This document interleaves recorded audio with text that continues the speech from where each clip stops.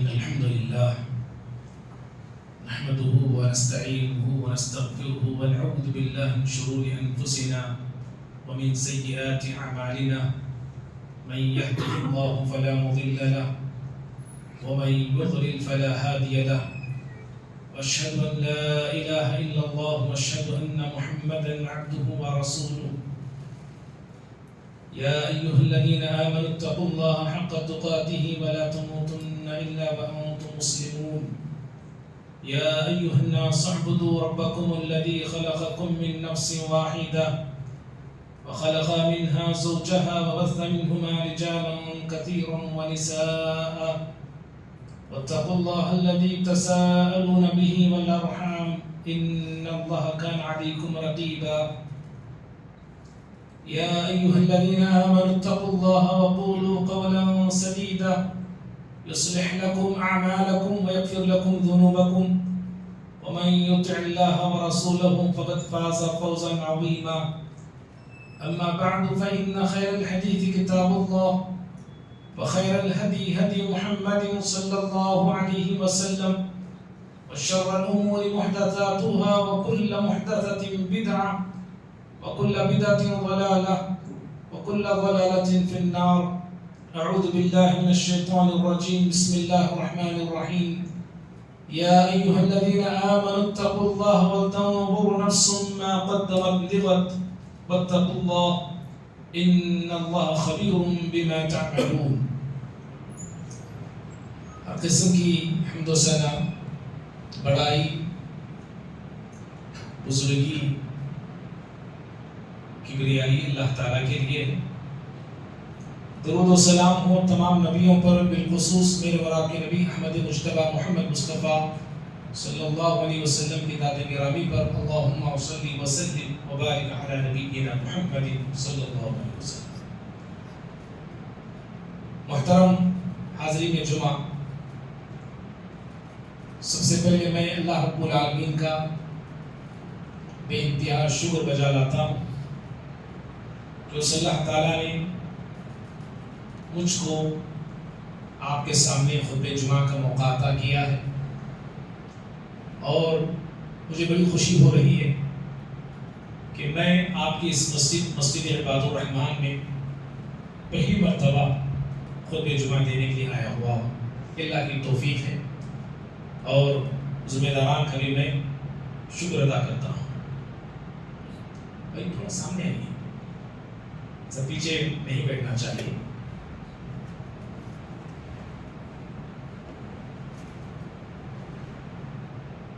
میں نے خطبہ مسنہ کے بعد سورۃ الحشر 50 سورت ہے قرآن مجید کی، اس سورت کی آیت نمبر 18 پڑھا. اس آیت میں کئی ایک باتیں بتائی گئی ہیں، اور آیت میں اللہ تعالیٰ نے مخاطب ہے اہل ایمان سے، مسلمانوں سے. دنیا میں، زمین پر انسانوں میں بہت سارے انسانات ہیں، کئی ایک مذاہب سے تعلق رکھنے والے ہیں، کئی ایک دھرم سے ان کا تعلق ہے، لیکن اللہ تعالیٰ نے ان تمام انسانوں میں صرف انسانوں کے اس طبقے سے مخاطب ہوا ہے جو طبقہ کہ اللہ تعالیٰ کی ذات بھی ایمان رکھتا ہے. کافر بھی ہیں، مشرک بھی ہیں، یہود بھی ہیں، نصارہ بھی ہیں، کتنے ہی لوگ ہیں اس زمین پر، لیکن اللہ رب العالمین جن سے خطاب کر رہا ہے، جن سے مخاطب ہو رہا ہے، اللہ تعالیٰ کے کچھ خاص بندے ہیں. دیکھیے، ہم بھی، میں بھی، آپ بھی، جو اپنے ہوتے ہیں، جو ہمارے قریبی ہوتے ہیں، ان سے ہمارا جو تعلق اور رشتہ ہوتا ہے، جب ان کو کوئی بات ہم کہتے ہیں بڑی اپنائیت سے کہتے ہیں. خاص ہماری اولاد ہے، ایک دوست ہے، ایک بیٹا ہے، دونوں سفر میں جا رہے ہیں. آپ بتائیے، بیٹے سے جو اپنائیت ہوتی ہے کیا وہ دوست سے ہو سکتی ہے؟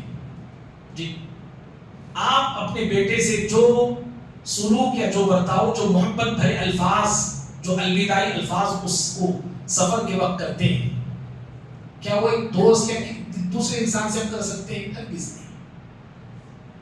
اللہ رب العالمین بڑی اپنائیت کے ساتھ، بڑی محبت کے ساتھ، بڑی چاہت کے ساتھ اہل ایمان سے مخاطب ہوتا ہے. اور ابن مسعود رضی اللہ تعالیٰ عنہ کا فرمان ہے کہ قرآن مجید میں جہاں کہیں بھی اللہ تعالیٰ نے یا ایھا الذین آمنوا کہا، جہاں بھی قرآن مجید میں، قرآن کی کسی بھی صورت میں کیوں نہ ہو، جہاں بھی اللہ تعالیٰ نے کہا یا ایھا الذین آمنوا، اے وہ لوگوں جو ایمان لائے ہو، جہاں ایسا خطاب ہوتا ہے، ابن مسعود کہتے ہیں رضی اللہ تعالیٰ عنہ، اہل ایمان کے لیے ضروری ہے کہ اس بات کو بڑی توجہ کے ساتھ سنیں. کیوں؟ اس لیے کہ یا ایھا الذین آمنوا کہہ کر اللہ تعالیٰ اہل ایمان کو کسی بات کا آرڈر دیتا ہے، حکم دیتا ہے، یا کسی بات سے روک رہا ہوتا ہے، کسی بات سے منع کر رہا ہوتا ہے. یہ حکم ہے یا منع ہے. اس لیے اہل ایمان جب ایسی آیتیں سنتے ہیں، پڑھتے ہیں یا گزرتے ہیں تو بڑے ہی دھیان کے ساتھ، توجہ کے ساتھ پوری طرح اس آیت کی طرف اپنے آپ کو متوجہ کر کے اس آیت کو پڑھنا اور سمجھنا چاہیے. یہاں بھی دیکھیے اللہ تعالیٰ کہتا ہے اے لوگوں جو ایمان لائے ہو، اتقوا اللہ، اللہ سے ڈرو. پہلی نصیحت اللہ کی کیا ہے؟ اللہ سے ڈرو. یہ اللہ کا ڈر مجھے آپ کو کہاں سے کہاں پہنچا دیتا ہے، کیا سے کیا بنا دیتا ہے.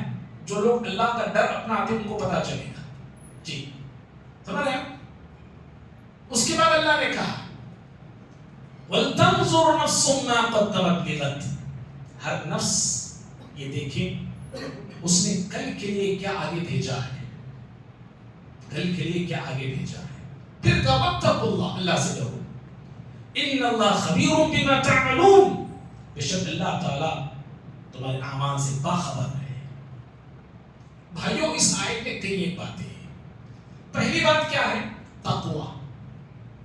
تقوی کا حکم دیا گیا ہے. کیا تقوی کیا ہے؟ یہ ہم سب جانتے ہیں، یہ لفظ بار بار سنتے ہیں بیانات میں، ماہ رمضان میں تو زیادہ سنتے ہیں یہ لفظ تقوی تقوی تقوی. یہ تقوی ہے کیا چیز ہے؟ امام ابن کثیر رحمہ اللہ جو بہت بڑے مفسر ہیں قرآن مجید کے، وہ کہتے ہیں تقوی کا مطلب یہ ہے کہ جو حکم اللہ نے دیا ہے اس کو کیجیے، جو کرتے جائیے. جن باتوں کا حکم دیا گیا ہے، جو فرائض آپ پر مجھ پر عائد کیے گئے ہیں، جو واجبات ہیں، جو بھی اللہ نے کرنے کا حکم دیا ہے، کرتے جائیے کرتے جائیے. تقوی ہے. اور جن باتوں سے، جن کاموں سے، جن چیزوں سے رب العالمین نے روکا ہے، بچنے کا حکم دیا ہے، منع کیا ہے، اس سے رک جائیے. جن کاموں سے اللہ نے ڈرایا ہے اس سے دور رہ جائیے. یہی تقوی ہے. سمجھ رہے ہیں؟ اور اس آیت میں جہاں تقوی کا حکم دیا گیا ہے وہیں پہ اللہ تعالیٰ نے آخرت، جو مرنے کے بعد کی زندگی ہے، اس کو کل کہا گیا. کل، آخرت گویا کہ کل ہے. جیسے یہ آج کا دن ختم ہو کر کل ہفتہ آنے والا ہے، اور ہفتے کے آنے میں مجھے آپ کو 100% یقین ہے، اس سے بھی کئی زیادہ یقین ایک مومن کو آخرت کے آنے پہ ہونا چاہیے. آخرت کل ہے. یہ سمجھ گئے؟ اور تیسری بات اس آیت میں یہ بتائی گئی کہ ہر شخص تیار ہو جائے، تیاری کر لیں اس دنیا میں، اس زمین پر. جو زندگی مجھے آپ کو دی گئی ہے وہ آخرت کی تیاری کے لیے دی گئی ہے. یہ زندگیاں، یہ اوقات، یہ وقت، یہ مہلت جو ہم دنیا میں پا رہے ہیں، کیوں پا رہے ہیں؟ دنیا میں آنے کا مقصد کیا ہے؟ آخرت کی تیاری ہے. اور پھر اس آیت میں چوتھی بات اللہ تعالیٰ نے یہ بتایا کہ ہر شخص اپنے آپ کا محاسبہ کرے. کیا کرے؟ محاسبہ کرے. کیا ہے محاسبہ؟ خود انسان اپنے آپ کا حساب لے. وَلْتَنْظُرْ نَفْسٌ مَا قَدَّمَتْ لِغَدٍ. وَلْتَنْظُرْ نَفْسٌ، ہر نفس دیکھے گئے. کس کو دیکھنا ہے؟ حساب کس کا لینا ہے؟ محاسبہ کس کا کرنا ہے؟ جائزہ کس کا لینا ہے؟ کس کو ٹٹولنا ہے؟ کس میں جھانکنا ہے؟ سمجھ رہے؟ جی ٹٹولنا ہے اپنے آپ میں، جھانکنا ہے اپنے آپ میں، جائزہ لینا ہے اپنے آپ کا، حساب لینا ہے خود کا، دوسروں کا نہیں۔ امام ابن کثیر اس آیت کی تفسیر میں پھر جملہ کہتے ہیں، حاسبو، لوگوں حساب لو، حساب لے لو، انفسکم، اپنے آپ کا لینا، حساب دوسروں کا لینا نہیں ہے۔ آپ کیا کر رہے، آپ کیا کر رہے، وہ کیا کر رہا ہے، فلاں کیا کر رہا ہے، نہیں، دوسروں کا حساب لینا نہیں ہے، خود کا حساب لینا ہے۔ دوسروں کی زندگی میں جھانکنا نہیں، خود کی زندگی میں جھانکنا ہے۔ دوسرے کے دلوں کو ٹٹولنا نہیں ہے، خود کے دل کو ٹٹولنا ہے، سمجھ رہے ہیں؟ خود کے دل کو دھونے کی کوشش کرنا ہے، اور خود کا حساب کیوں لینا ہے؟ امام ابن کثیر کہتے ہیں اس لیے کہ تمہارا حساب لیا جانے والا ہے، تمہارا حساب ہونے والا ہے، تم سے تمہاری زندگی کے بارے میں، تم سے تمہارے عبادات کے بارے میں پوچھ تاچھ ہونے والی ہے۔ اور پھر وہ انہوں نے کہا وَانظُرُوا مَاذَا ادَّخَرْتُمْ لِأَنفُسِكُمْ، ہر شخص وہ دیکھے کہ اس نے کل کے لیے کیا توشہ تیار کیا ہے، کیا پونجی تیار کی ہے، کیا سامان وہ تیار کر رکھا ہے، ہر شخص وہ دیکھے۔ بھائیوں، آج میں آپ کل کے لیے، آنے والی آخرت کے لیے، مرنے کے بعد والی زندگی کے لیے جو تیاری کرنا ہے وہ تیاری ہم سے نہیں ہو پا رہی ہے، ہم نہیں کر رہے ہیں۔ میری آپ کی تیاری، میری آپ کی مصروفیت، میری آپ کی مشغولیت، میرا آپ کا اٹھنا بیٹھنا چلنا پھرنا بھاگنا سب کچھ اور زیادہ تر دنیا کے لیے ہو رہا ہے۔ کہنے والا بھی کیا، سننے والے بھی کیا، الا ماشاء اللہ۔ ہماری زیادہ تر بھاگ دوڑ دنیا کے لیے ہو رہی ہے، اور دنیا کے لیے میں اور آپ بڑے چالاک ہیں، سمجھ رہے؟ دنیا کے معاملات میں بڑے چالاک، یوں سمجھے بڑے بھولے ہیں ہم لوگ، اور آخرت کے مسئلے میں بہت بھولے ہیں، کچھ بھی پتا نہیں۔ پڑھے لکھے لوگ ہیں، بڑے سے بڑا مقام رکھتا ہے، بڑی سے بڑی ڈگری رکھتا ہے، مسلمانوں کی میں بات کر رہا ہوں، لیکن آپ اس بندے کو یا اس شخص سے کچھ کہیے دین کے تعلق سے، اسے کچھ پتا نہیں ہے۔ کیوں؟ دین سے اسے کوئی لینا دینا ہے ہی نہیں، سب کچھ اسے تعلق ہے تو دنیا سے ہے۔ تو دنیا کے لیے، دنیا کی بھاگ دوڑ کے لیے ساری محنتیں ہماری ہو رہی ہیں۔ یاد رکھنا، پیارے نبی صلی اللہ علیہ وسلم نے عقل مند کہا اس انسان کو، جو انسان آخرت کے لیے تیاری کرتا ہے، اور جو شخص آخرت کو بھول کر بھلا کر دنیا ہی میں لگا ہوا ہے، دنیا ہی کو سب کچھ سمجھا ہوا ہے، اور مرنے کے بعد کی زندگی کے لیے کوئی فکر اس کے پاس نہیں ہے۔ آپ صلی اللہ علیہ وسلم نے ایسے انسان کو ترمذی کی روایت میں بے وقوف کہا، والعاجز من اتبع نفسہ، وہ شخص بے وقوف ہے جو اپنے نفس کی پیروی کرتا ہے، نفس کی غلامی کرتا ہے، اور امیدوں پہ جیتا ہے۔ کس پہ جی رہا ہے؟ امیدوں پہ جی رہا ہے۔ اللہ بہت معاف کرتا جی، اللہ بخشنے والا لوگ، سمجھے؟ اللہ درگزر کرنے والا ہے لوگ۔ ارے میں تو فلاں خاندان سے تعلق رکھنے والا ہوں، میں فلاں سے رشتہ رکھنے والا ہوں، میں ہمارا اٹھنا بیٹا فلاں پیر سے ہے، فلاں مرشد سے، وہ ہم کو لے کے چلے جائیں گے اور اللہ سے بخشوا دیں گے ہم کو۔ امیدوں پہ جینے والے کو اور نفس کی پیروی کرنے والے کو پیارے نبی صلی اللہ علیہ وسلم نے بے وقوف کہا ہے، نادان کہا ہے۔ اور عقل مند کون ہے؟ آپ نے کہا الکیس من دان نفسہ وعمل لما بعد الموت۔ آپ نے کہا ہوشیار ہے وہ شخص، چالاک ہے وہ شخص جو مرنے کے بعد کی زندگی جو ہے، موت کے بعد جو ختم نہ ہونے والی زندگی آنے والی ہے، اس کے لیے وہ تب و دو کرتا ہے، محنتیں کرتا ہے، مشقتیں کرتا ہے، عبادتیں کرتا ہے، نیکیاں کرتا ہے، اور دوڑتا ہے۔ کہاں دوڑتا ہے؟ نیکی کے ریس میں طرف دوڑتا ہے، رب العالمین کی طرف دوڑتا ہے، اس کی مغفرت کو پانے کی کوشش کرتا ہے۔ ایسے شخص کو پیارے نبی صلی اللہ علیہ وسلم نے عقل مند کہا ہے۔ معزز بھائیوں، جو لوگ یاد رکھیے اپنے آپ کا حساب نہیں لیتے، آنے والی زندگی کے لیے تیاری نہیں کرتے، جب موت آتی ہے، موت کا فرشتہ ان کی روح کو قبض کرنے کے لیے آتا ہے، جب وہ لوگ اللہ تعالیٰ سے درخواست کرتے ہیں پروردگارا ایک اور زندگی دے دے، جو زندگی ہم سے لی جا رہی ہے، جو روح ہمارے جسموں سے قبض کی جا رہی ہے، اے ہمارے رب ہمارے روح کو پھر سے دنیا میں بھیج دے۔ کیوں؟ سورۃ المؤمنون قرآن مجید کی بڑی پیاری سورت ہے، 20 سورت ہے، آیت نمبر 100 ہے۔ اللہ تعالیٰ فرماتا ہے جب ان کے پاس موت آتی ہے وہ کہتے ہیں رب ارجعون، رب ارجعون، اے رب لوٹا دے ہمیں، اے رب بیٹھا دے ہمیں۔ کہاں لوٹنا ہے، کہاں پلٹنا ہے؟ دنیا کی زندگی میں، جس دنیا کو ابھی ابھی ہم جسٹ چھوڑ کے جا رہے ہیں، اللہ دوبارہ اس دنیا میں بھیج دے۔ کیوں؟ کیا کریں گے جا کے؟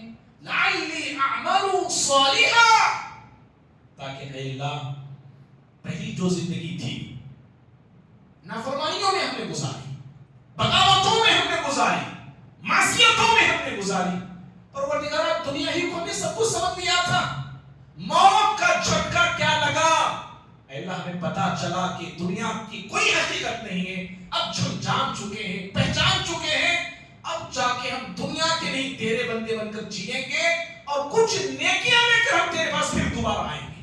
لعلی اعمل صالحا، جواب کیا ملے گا جانتے ہیں؟ قرآن کہتا ہے، جواب دیا جائے کلا ہرگز نہیں۔ جواب کیا ہے؟ کلا ہرگز نہیں۔ جو آرزو ہے نیک بننے کی، جو تمنا ہے اچھے بننے کی، اب یہ آرزو کر کے کوئی فائدہ نہیں ہے۔ یہی آرزو فرعون بھی کر رہا تھا نا ڈوبتے وقت، فرعون بھی کر رہا تھا، مہلت فرعون بھی مانگ رہا تھا، نیک اور مسلمان بننے کی تمنا فرعون میں بھی تھی، ڈوبتے وقت وہ بھی اعلان کر رہا تھا، اظہار کر رہا تھا، اقرار کر رہا تھا کہ پروردگارا آج سے میں مسلمان ہوں، انا من المسلمین۔ اس کے الفاظ قرآن میں سورہ یونس میں اللہ نے نقل کی، اس نے کہا کہ آج سے میں مسلمانوں میں سے ہوں۔ کیا اسے مہلت ملی؟ ہرگز نہیں، ہرگز نہیں۔ جب اس کو مہلت نہیں ملی تو دنیا کے کسی بھی انسان کو جب موت آ جاتی ہے تو پھر مہلت نہیں دی جاتی ہے۔ جواب ملے کلا ہرگز نہیں، ہرگز نہیں۔ اور جب بھائیوں جب اس بندے کو موقع نہیں ملے گا، موت کے وقت روح قبض کرتے وقت روح قبض کر لی جائے گی، اس کی روح کو اس کے جسم سے کھینچ لیا جائے گا، تو پھر وہ اس بندے کی آرزویں تھری کی تھری رہ جائیں گی، پھر ایک دوسری آرزو کرے گا۔ وہ کہاں؟ میدان محشر میں، میدان محشر میں وہاں پہ آرزو کرے گا۔ آرزو کیا ہے؟ تمنا کیا ہے؟ دنیا میں جانے کی آرزو نہیں ہے، آرزو ہے چھپنے کی اور بھاگنے کی۔ آرزو کیا ہے؟ چھپ جانے کی اور بھاگ جانے کی آرزو ہے، کہیں بھاگ کے چلا جاؤں میں، حساب و کتاب سے بچ جاؤں میں، اللہ کی پکڑ سے بچ جاؤں میں، اللہ تعالیٰ کی سزاؤں سے بچ جاؤں میں، جہنم کے عذاب سے بچ جاؤں میں۔ اس لیے کیا کرنا ہے؟ کہیں چھپنے کی جگہ دیکھو، کہیں بھاگنے کی جگہ دیکھو۔ وہ چھپنا چاہے گا، وہ بھاگنا چاہے گا۔ قرآن نے اس کے وہ الفاظ نقل کیے قرآن مجید میں، 29واں پارہ، 29واں پارہ ہے، 70 اور 5ویں سورت ہے، سورۃ القیامہ۔ انسان وہاں پہ کہے گا، آیت نمبر 10، 11، 12 ہے، أين المفر؟ يقول الإنسان يومئذ أين المفر؟ اس دن انسان کہے گا کہ بھاگنے کی جگہ کہاں ہے؟ بھاگنا چاہ رہا ہے وہ، بچنا چاہتا ہے وہ، پوچھے گا، سوال کرے گا، کہاں ہے بھاگنے کی جگہ؟ جواب ملے گا، جواب ملے گا، اس کو جواب دیا جائے گا۔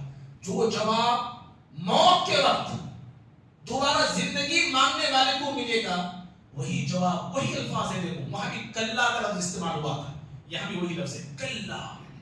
ہمارا یقول الانسان یومئذ این المفر کلا لا وزر الى ربک یومئذ المستقر۔ جواب دیا جائے گا ہرگز نہیں، وہاں بھی ملا تھا جواب ہرگز نہیں، دوبارہ زندگی ملنے والی نہیں، یہاں بھی جواب دیا جائے گا ہرگز نہیں، کہیں بھاگنے کی جگہ تجھے ملنے والی نہیں ہے، آج کہیں بھاگنے کی جگہ نہیں ملنے والی۔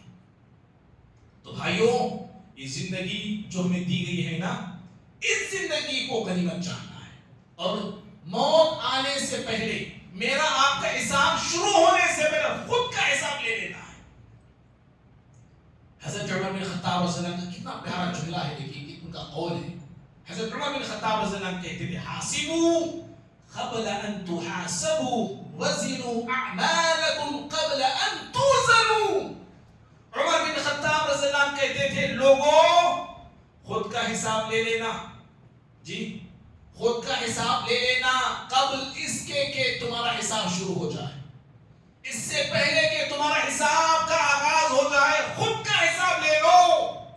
وزنوا اعمالکم، جو اعمال ہم کر رہے ہیں نا یہ اعمال کتنے وزنی ہیں، کتنے بھاری ہیں، اپنے اعمال کو خود تول لو قبل اس کے کہ تمہارے اعمال تولے جائیں.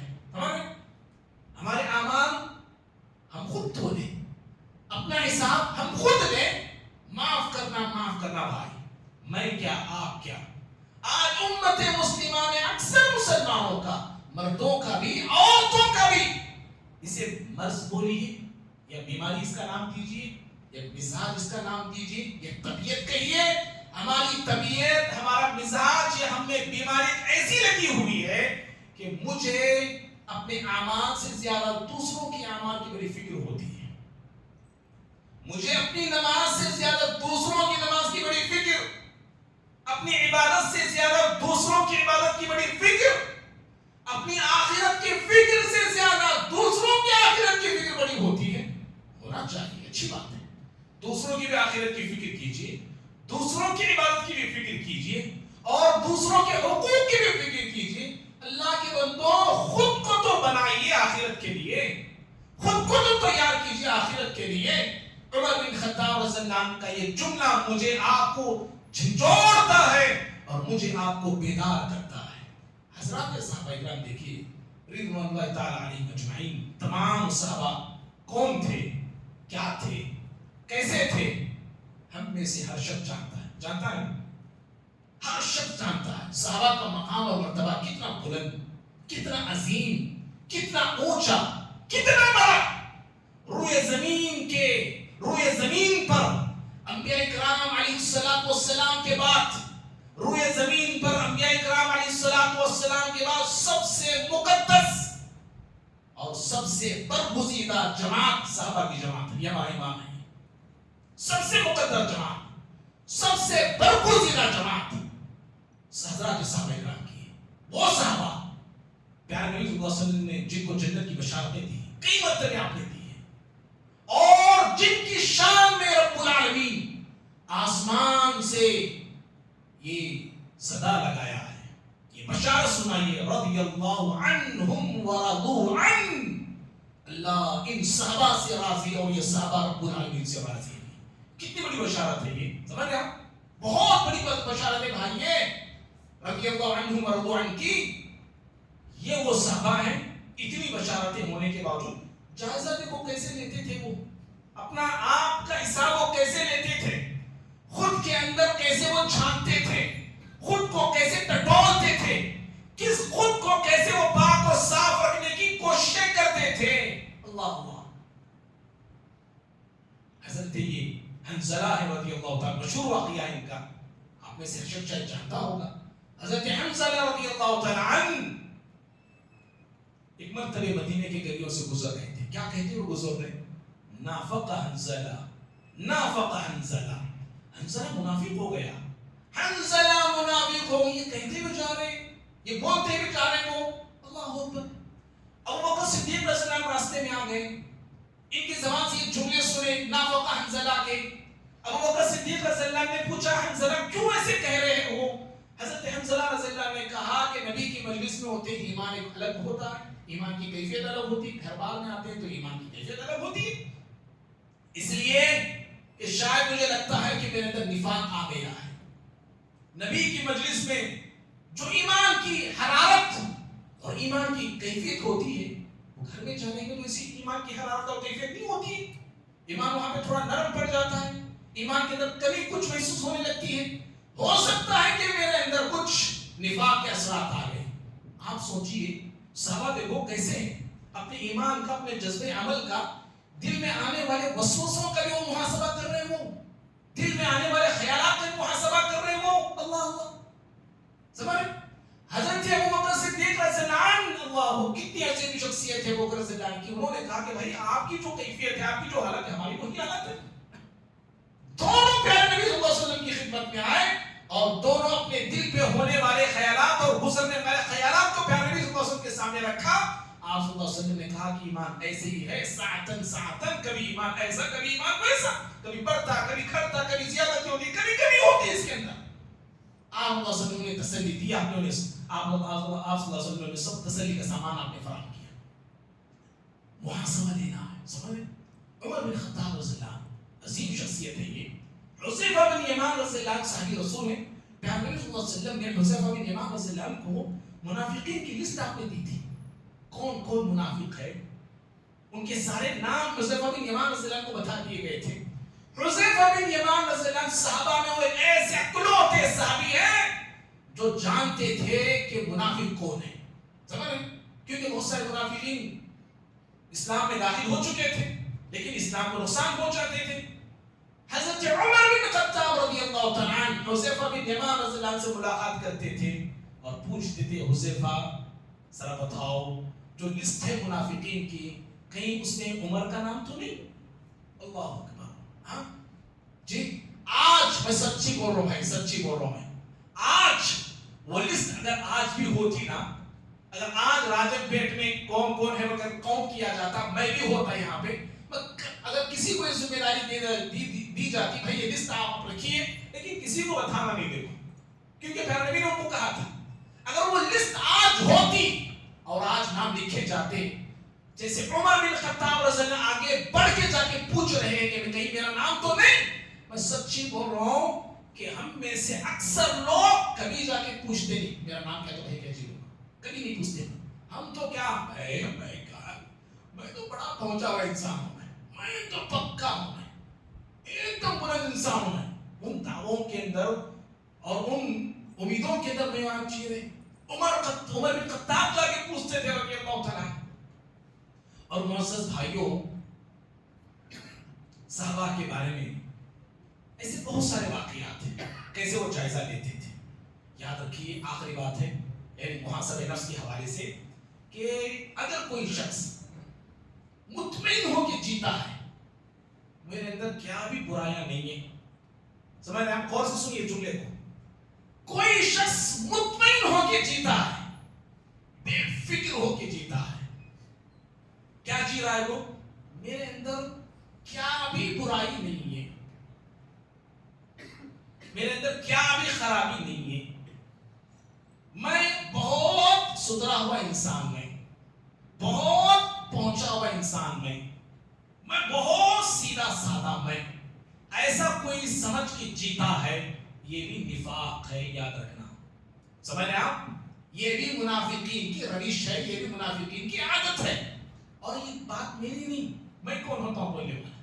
امام بخاری رحمہ اللہ, حسن بصری رحمہ اللہ بہت بڑے تابعی ہیں, کئی صحابہ کے پاس انہوں نے علم سیکھا, علم حاصل کیا. حسن بصری رحمہ اللہ کہتے تھے کہ جو شخص نفاق سے مطمئن ہوتا ہے کہ میرے اندر کیا بھی نفاق نہیں ہے ایسا سمجھ کے کوئی جیتا ہے, انہوں نے کہا وہ منافق ہے. منافق ہے. نفاق سے ڈرتا کون؟ حسن بصری کہتے ہیں نفاق سے ایک مومن ہی ڈرتا ہے, مومن ہی ڈرتا ہے. اس طرح بھائی خود کا جائزہ لیجیے. میں یہ ٹاپک کیوں چھیڑا ہوں جانتے ہیں؟ ماہ ذی الحجہ ختم ہو گیا ہے اور نیا اسلامی سال کی آج پہلی تاریخ ہے, ماہ محرم کی پہلی فصل تاریخ ہے آج. اب تک میں اور آپ 1440 پر 6 ہجری میں زندگی جی رہے تھے. کل کو 1440 پر 6 ختم اور 1440 پر 7 ہجری میں ہم داخل ہو چکے ہیں. گویا کہ زندگی کا عربی اعتبار سے ایک سال میرا آپ کا ختم ہو گیا ہے, گھٹ چکا ہے, میری آپ کی زندگی سے نکل چکا ہے. اور جیسے جیسے سال گزرتے جاتے ہیں, دن گزرتے جاتے ہیں, راتیں گزرتی جاتی ہیں, ویسے ہی میں اور آپ اپنی موت اور اپنی قبر سے قریب ہوتے جاتے ہیں. جی اس لیے خود کا حساب لینا ہے. نیا سال ماہ محرم کا جو لگا ہوا ہے, اب تک جو گزرا سال ہے جو سال گزر گیا بیت گیا عربی اعتبار سے، اس سال میں اگر مجھ سے آپ سے کچھ اچھائیاں ہوئی، نیکیاں ہوئی، اللہ کا شکر ادا کرنا، برائیاں ہوئی اپنے ان برائیوں پر، اپنے ان گناہوں پر نادم ہونا ہے، رونا ہے، اللہ تعالیٰ سے توبہ کرنا ہے، شرمندہ ہونا ہے، آنسو بہانا ہے، گڑ گڑانا ہے، پھر عزم کرنا ہے اے میرے رب پھر ان گناہوں کی طرف کبھی میں لپکوں گا نہیں، کبھی میں چاہوں گا نہیں۔ اور جو آئندہ جو نیا سال آیا ہوا ہے، جس سال میں میرے رب قدم رکھ چکے ہیں، عزم کریں، ارادہ کریں کہ اس سال میں یہ پورا سال کوشش کروں گا اچھے کام کرنے کی، نیک کام کرنے کی، بھلے کام کرنے کی، خود کو سدھاروں گا میں، دنیا والوں کو سدھارنا یہ میرا آپ کا مقصد نہ ہو، دنیا والوں کو سدھارنا، پوری دنیا کو بدلانا۔ ہم اس جنون میں جی رہے، خود میں کتنے چھید ہیں یہ بھول گئے ہم لوگ، خود میں کتنی کمزوریاں یہ بھول گئے۔ سعودی کی کمزوریاں یاد ہے، کویت والوں کی کمزوریاں یاد ہے، سب دنیا بھر کی کمزوریاں میرے آپ کے سامنے ہیں، خود میں چھیدا ہی چھیدا ہیں، کمزوریاں، سوراخاں ہی سوراخاں ہیں۔ یہ سوراخاں بند کرنے کے لیے مجھے آپ کو توفیق بھی نہیں، نظر جاتی بھی نہیں، فکر بھی نہیں، سمجھ؟ یہ جو سال میرا آپ کا شروع ہوا ہے، یہ عزم کرو کچھ اچھائیاں کروں گا میں۔ اور بھائیوں اپنے اس سال کی شروعات اچھے کام سے کرو، بھلے کاموں سے کرو، اللہ سے مدد مانگتے ہوئے کرو۔ کتنے مسلمان معاف کرنا کہ ماہ محرم کا جو آغاز ہے، شروعات ہے، مسلمان ہمارے بدعات سے کرتے ہیں، جی شرک سے کرتے ہیں، غلط عقائد سے کرتے ہیں۔ ماہ محرم آتا ہے، ماہ محرم کے آنے سے پہلے ہی ان کو فکر ہوتی ہے کہ غم کا مہینہ آ رہا ہے۔ کون سا مہینہ؟ غم کا مہینہ آ رہا ہے، ماتم کا مہینہ آ رہا ہے، بے برکتی کا مہینہ آ رہا ہے۔ اس لیے اس مہینے میں اور اس کے بعد والے صبر کے مہینے میں مسلمان شادی نہیں کرتے، کوئی اچھے کام نہیں کرتے، کوئی بھلے کام نہیں کرتے۔ کیوں؟ یہ غم کا مہینہ ہے۔ کس نے بنایا غم کا مہینہ ہے؟ کس نے بنایا؟ شریعت میرے آپ کی گھر کی ہے، شریعت میں دخل اندازی مجھے آپ کو کرنے کی اجازت ہے۔ یہ جرأت ہمارے اندر کیسے ہوتی ہے کہ ہم کسی مہینے کو غم کا سال بولے، کسی مہینے کو ماتم کا سال بولے، کسی مہینے کو ہم منحوس مہینہ بولے، کسی سال کو ہم برا بھلا بولے؟ یہ جرأت ہمارے اندر کیسے آ سکتی ہے اور کیسے ہو سکتی ہے؟ اور یاد رکھنا، کسی بھی دن، کسی بھی رات، کسی بھی لمحہ، کسی بھی پل، کسی بھی ہفتہ، کسی بھی مہینے، کسی بھی سال کو اگر کوئی مسلمان مرد ہو کہ عورت برا کہتے ہیں اور کہتے ہیں کہ یہ منحوس ہے، یہ وقت بیکار ہے، یہ ایسا ہے، یہ ویسا، یاد رکھو یہ جملے یہ مہینوں کو نہیں، یہ دن کو نہیں، یہ ہفتے کو نہیں، سال کو نہیں، آپ یہ بولے جانے والے جملے اللہ رب العالمین کو جائیں گے، اللہ تعالیٰ کو جائیں۔ کیوں؟ زمانے کا مالک اللہ تعالیٰ ہے، دنوں کو بنانے والا، رات کو بنانے والا اللہ تعالیٰ ہے، مہینوں کو، ہفتوں کو، سالوں کو مقرر کرنے والی ذات اللہ کی ہے۔ یؤذینی ابن آدم، حدیث قدسی میں اللہ تعالیٰ فرماتا ہے یہ انسان مجھے تکلیف دیتے ہیں، اللہ تعالیٰ فرماتا ہے تکلیف دیتے ہیں مجھ کو۔ کیسے تکلیف؟ یہ سب بہتر، یہ انسان، یہ مٹی سے بنا ہوا، یہ کمزور انسان، یہ زمانے کو گالی دیتا ہے، یہ اوقات دیکھو ہماری، ہم زمانے کو گالی دے رہے، اور اللہ میں ارے زمانہ میں ہوں، اور اللہ تعالیٰ میں ہوں زمانے کا مالک میں، اس زمانے کو بنانے والا میں۔ ہمارے اوقات کیا جی؟ سورج کو رکھ کے بتاؤ، کوئی ہے ایسا کہنے والا کیا سننے والے؟ کیا کوئی ہے جو کہے کہ سورج رک جا، تھم جا؟ رات کبھی چھوٹی ہوتی ہے، نیند نہیں ہوئی آپ کی، نیند نہیں ہو رہی، رات چھوٹی ہے کوئی ایسا رات کو تھوڑی بڑی بنانے والا؟ ہے کوئی ایسا دن کو بڑا کرنے والا؟ ہرگز نہیں، وہ ذات صرف اللہ تعالیٰ کی ہے، صرف اللہ تعالیٰ کی ہے۔